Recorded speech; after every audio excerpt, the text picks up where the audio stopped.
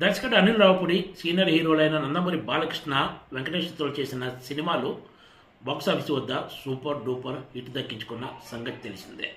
బాలకృష్ణతో చేసిన భగవంత్ కేసరి, ఈ సంక్రాంతికి వెంకటేష్తో చేసిన సంక్రాంతికి వస్తున్న సినిమా మంచి విజయాలను దక్కించుకున్నాయి.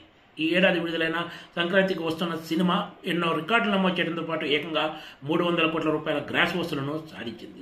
దీంతో ఇప్పుడు అందరి దృష్టి దర్శకుడు అనిల్ రావుపూడి, చిరంజీవి కాంబినేషన్లో తెరకెక్కనున్న సినిమాపైనే ఉందని చెప్పాలి. ఈ సినిమాకి సంబంధించి దర్శకుడు బుధవారం నాడు ఒక కొత్త అప్డేట్ ఇచ్చారు.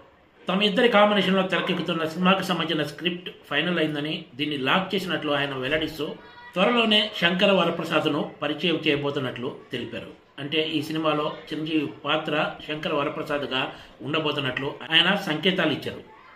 చిరంజీవి అసలు పేరు శివశంకర్ వరప్రసాద్ అన్న సంగతి తెలిసిందే.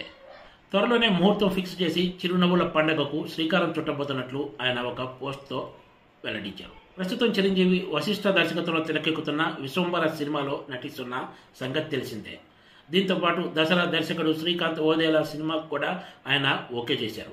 అయితే చిరంజీవి ఫస్ట్ అనిల్ రావుపూడి దర్శకత్వంలో తెరకెక్కనున్న సినిమాకే ప్రాధాన్యత ఇచ్చే అవకాశం ఉందని చెప్తున్నారు. మరోవైపు దర్శకుడు అనిల్ రావుపూడికి సెంటిమెంట్గా ఉన్న సంక్రాంతి సీజన్లోనే, అంటే 2026 సంక్రాంతికి చిరంజీవి అనిల్ రావుపూడి కాంబినేషన్లో తెరకెక్కబోతున్న సినిమా ప్రేక్షకుల ముందుకు వచ్చే అవకాశం ఉంది. త్వరలోనే ముహూర్తం ఫిక్స్ చేసి షూటింగ్ ప్రారంభించబోతున్నారు.